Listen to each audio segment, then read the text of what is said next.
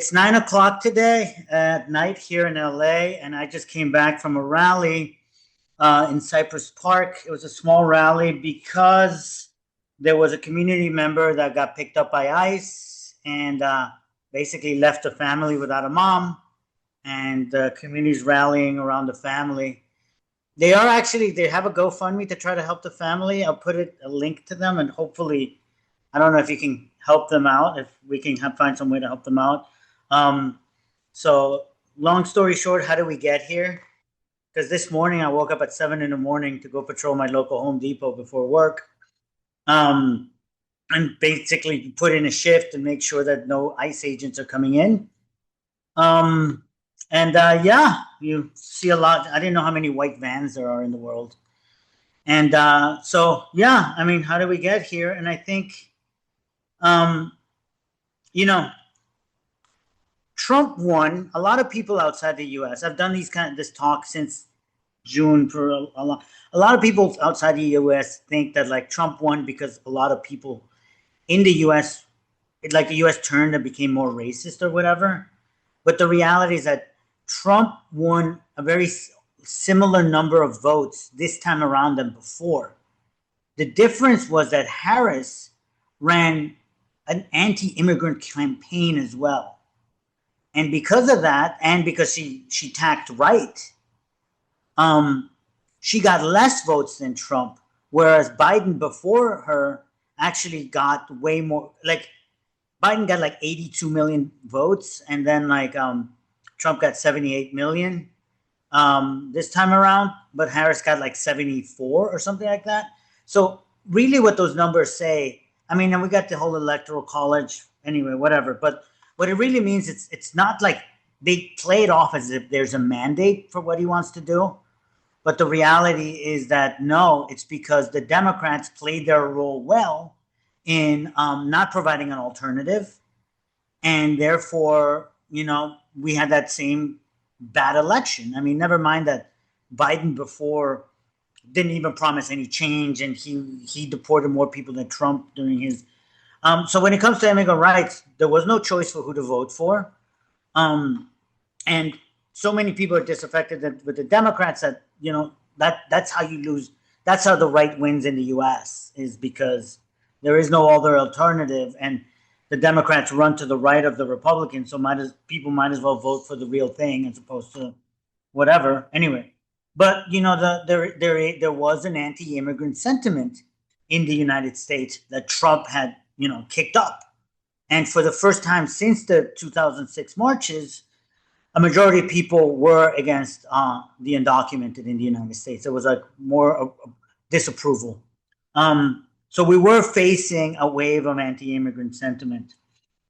And that, that's really, really important because Trump, if there's one constant that him and his movement and the conservative movement has always been there is the racism and the hatred, right? Trump, like he said, I could kill somebody. I mean, the whole Epstein thing, like it's coming out that obviously he did what everybody thinks he did. Christian nationalists still support him because when you whittle everything down, when you take everything out, there's two things that he stands for, which is tax cuts and enriching the rich and corporations and bashing immigrants and racism. And that's the core of his message, regardless of however it gets dressed up. And that becomes very, very important because of, the U.S. is always trying to find cheap labor. And that's how you kind of push for a two-layered system of workers where you have your native workers here and then your undocumented workers who get paid less, get treated less. But it was kind of more important now around because Trump, we knew he was going to start attacking immigrants the moment he got voted in. We just didn't know how and when.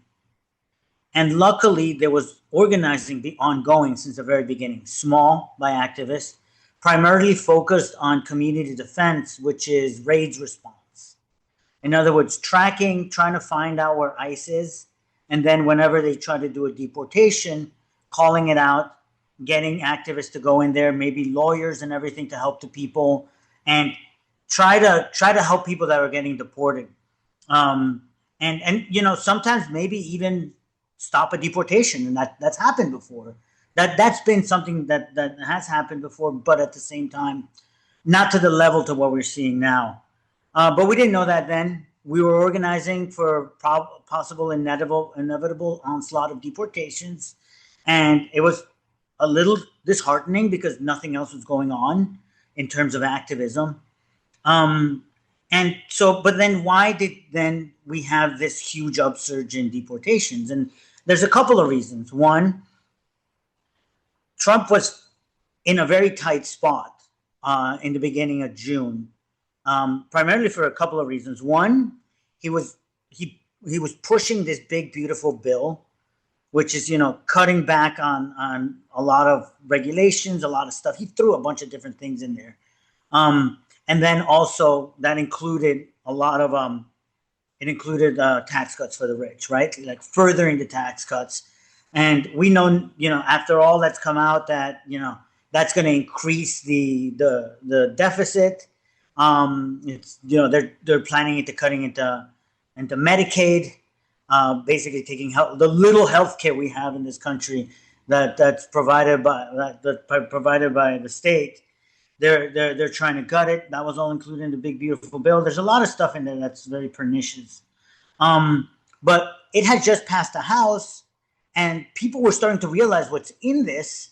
But also, a lot of the Congress people, including people like Marjorie Taylor Greene, like actually admitted like we didn't read this, and then realizing like coming out in public like, oh my God, this is actually way worse. And so there was an upsurge even among conservatives that like this was really, really bad. So Trump was having a lot of like hard time getting this in the Senate to be able to then come up for a vote and pass. At the same time, we're starting to see this whole failure that he's seeing on all fronts with these crazy tariffs that he just did. And it being very unpopular, people seeing it for what it is, which is basically a tax on consumers. Most of them are working class. So there's obviously a shift in the tax burden from the rich to the poor. That's how we're doing it in this country now. I mean, it's always been like that, but it's more. And then finally, the last thing was this public spat that he had with Elon Musk, which like, among like, which is funny, this was during Pride Month. So like a lot of like gay Insta was laughing about this, saying that, oh, for Pride Month, we get this big gay breakup. And then they're all just going at it, which ended up culminating in Elon basically saying that Trump is on the Epstein list. That's where this whole Epstein thing started. So like you've seen all of these three things happening in the beginning of June. So it makes sense that on June 7th, a large scale raid, like military style raid, happened here in the fashion district in downtown LA, just blocks from where I live. And it was a primarily immigrant, it's a fashion district, so a lot of immigrants both work and shop there. And it's like this huge market where like it's people of color and immigrants shop there because it's also very cheap. You can get cheap fashion. And they targeted a warehouse there, all with the military armored trucks, this whole thing. But the thing that happened is that the raid's response system worked. It went out to all the activists that have been involved. This included the president of SEIU of California, who went down there and actually got arrested. And few hundred people went to that raid, followed ICE out. Immediately, a protest was called for 4 p.m. at the downtown Federal Building, where 2,000 people just showed up from like 1 hour to the next, because it had already gone out in the media. And this was called by most major organizations. And that protest, brought thousands of people. They surrounded the Federal Building, which is this big, huge complex of courts and detention centers and all these federal services or whatever. The Veterans Administration is there. And from then on, for the next almost like 2 or 3 weeks, every single day and in the after, starting at 6, that Federal Building would get about, at least in the smallest, 1,000 people. During the weekends, the protests ended up being like 10,000 people. That's where the Waymos got burned, by the way. It was like a Saturday protest at the Federal Building. And the reason such violence, not even violence, it's like destruction of property happened. One was because in the very first protest that was called out, people were at the face of the ICE building and they were at the door. And, like ICE locked themselves inside their own building and they couldn't come out. So that's when like LAPD had to basically come and rescue them. And that's when that happened, is when the whole like, oh, calling in the National Guards and the Marines, which is a huge overreaction. And it was really performative on the part of Trump's part to just kind of make people believe that all of Los Angeles is burning, when in reality it was just a protest of like 1,000 people. But those protests kept on going, and a lot of the sort of the reason a lot of the protests ended up, burning Waymos or throwing rocks at what do you call it, at cop cars or whatever, was because the reaction by the LAPD was immediately to just brutalize the protesters. One of our members from SWP in England came down, and he was like, "Yeah, it's a peaceful protest and whatever." And then 10 minutes later, they call it a illegal assembly and just start shooting tear gas and like beating people up. Like, it is 1,000% on the LAPD why all these things are happening and why it's quote unquote seen as riots. And the reality, it's because it's peaceful protests that get attacked. And one of the unfortunately bad things is that Trump is saying, hey, we need to deal with these protesters or whatever. And the Democrats in power are like, no, we'll do the job for you. That's why we don't need the military or like the National Guard. And they're the ones brutalizing the protesters. Regardless, those protests kept on going. Another form of protest that ended up arising around that time was the No Sleep for ICE protests, which people found out where ICE was staying, because they're importing a lot of people into LA, and they had to stay at hotels, right? And remember, like, the president of SEIU got arrested. So the SEIU represents a lot of hotel workers. So a lot of hotel workers also get harassed by ICE, and somehow people get tips about where ICE is staying. And so for a few weeks, there was protests at every single hotel, and one of the first protests was in Pasadena, where they actually got ICE to get kicked out. Like, the hotel actually said you had to leave, and they had to pack up in the middle of the night and move to another hotel, right? And so they've been hounded at almost every single hotel they've been going. People find out the day of, and you'll get people coming in. There were people coming in with like, playing music till like the middle of the night, doing sirens in order to just, basically not get these people to sleep. And sometimes the ICE agents who are off duty try to come out and, confront them, but then they get kicked back in the building. Like, and then the third thing that happened was like the targeted protest in certain things. This, after the big raid down here, there was another raid in Paramount. And a lot of it actually, once the raid networks put it out, it goes out on social media. So community members actually pick that up and then go and confront ICE. That's what we got in Paramount, where there was a huge amount of people and just confronting ICE, and ICE had to like drive away because they're being basically chased. And now there's people that like chase ICE, like they follow ICE everywhere they go. There's somebody in Instagram that's their thing now. They're like an ICE chaser influencer. Yeah, and then there are groups that follow them. So all of that happened around June, beginning of July. There was another thing that happened in that the Dodgers, the baseball team here in LA, hadn't come out in support of, and the Dodgers have a messed up history with the Latino community here, but they hadn't come out in support. There were people protesting in the actual games, and then we found out there was like a call out that there was ICE was staging in their parking lot, and all of a sudden it just like people go. Eventually ICE had to leave, but then people are like, well, why are you using your parking lots and having supported the community? Immigrants make up a lot of your fan base. Oh, also your players. So there was a few protests in there. Actually, people tried to stop the fans from going into a game and trying to get a boycott. It only took two protests. The Dodgers came out in support, came out against ICE, and also gave $1 million to help support the families of people that had been deported. And so a lot of this kind of stuff has worked. And so that all led to something called the temporary restraining order here, where a federal judge said that, like, look, here in Southern California, not in the whole country, Southern California, um, ICE cannot just randomly go and pick up people at Home Depots based on the color of the skin and all of that. Now, they shouldn't have done that anyway. They need warrants, but they were doing it and getting away with it.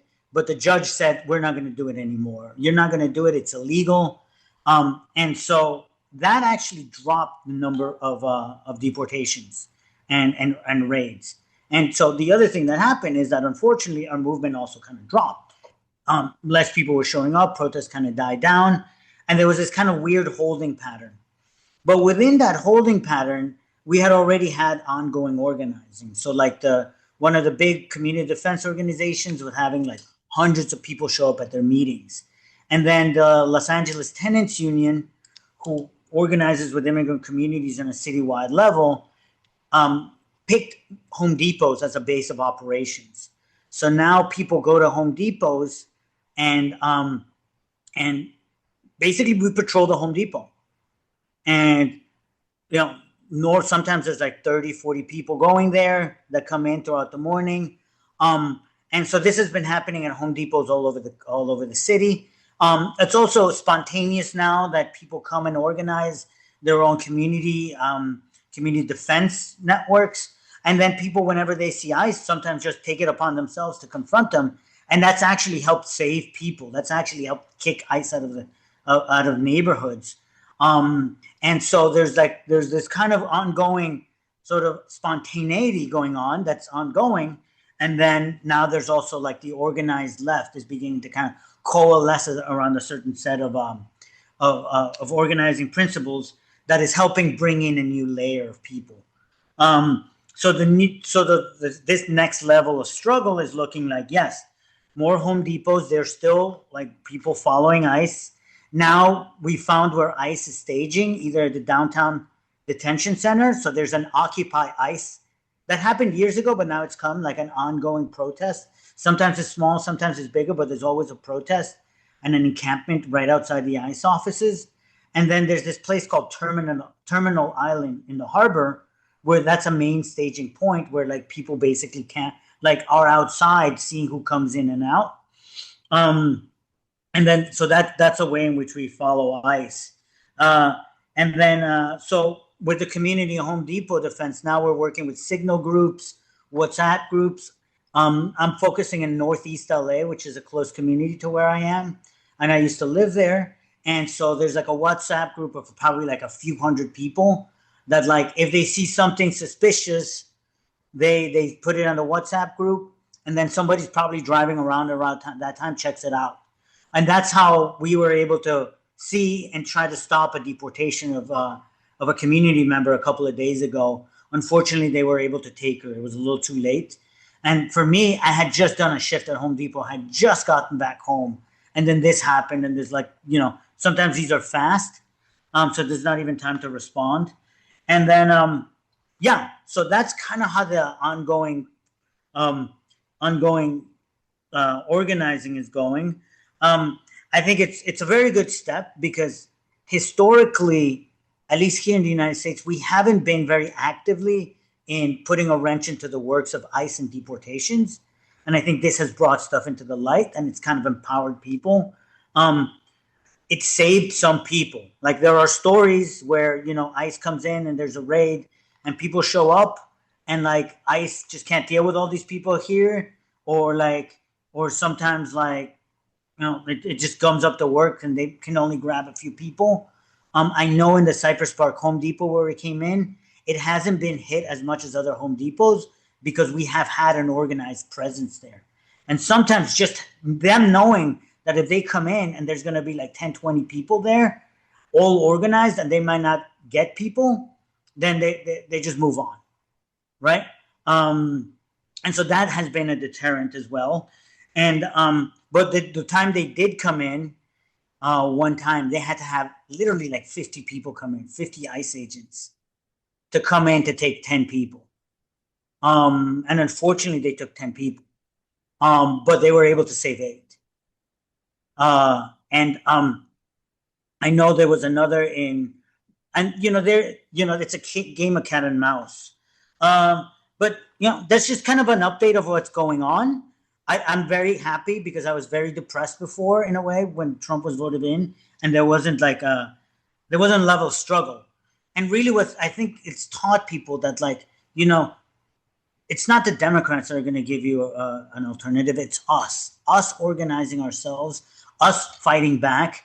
That's really that's the real alternative. And the reality is that this is also not the alternative just for immigrants or people from LA. It's the fact that this is actually pushing back against the Trump administration. And it's actually changing, which a lot of these big immigrant rights kind of movements do. They change the view of people. So now, actually, a majority of people in the United States get polled and say they support immigrants, right? Even during the Trump administration. So he's actually lost support in his base with his main talking point. And so it's really this kind of work and this kind of fighting back and this kind of organizing that's shifting the actual politics of this country and the actual thing that's going to stop Trump. Because if Trump is beaten back by immigrants, he's got nothing else to kind of like rile the base up against except maybe other racist thing, and there's going to be a fight back there. And so it's a long-term struggle. It's going to keep on going. Just really, really quickly, I'm going to send a link in the chat. I don't know if y'all can help me out. There is a GoFundMe for the family that lost their mother. She's already been deported. And they just, they lost their main breadwinner. So we're trying to get some funds. But, we're going to keep on going and we're going to keep on fighting. There is a glimmer of hope here in the United States that we can beat back Trump. And it's not only about Trump, it's about beating back this whole damn system. Because a lot of people are really, really angry and what do you call it? Like, this is kind of one of the options that we have and the belief that we have and the faith that we have that people are going to fight back and people are going to struggle. And it's our role to kind of create those systems that help them do that.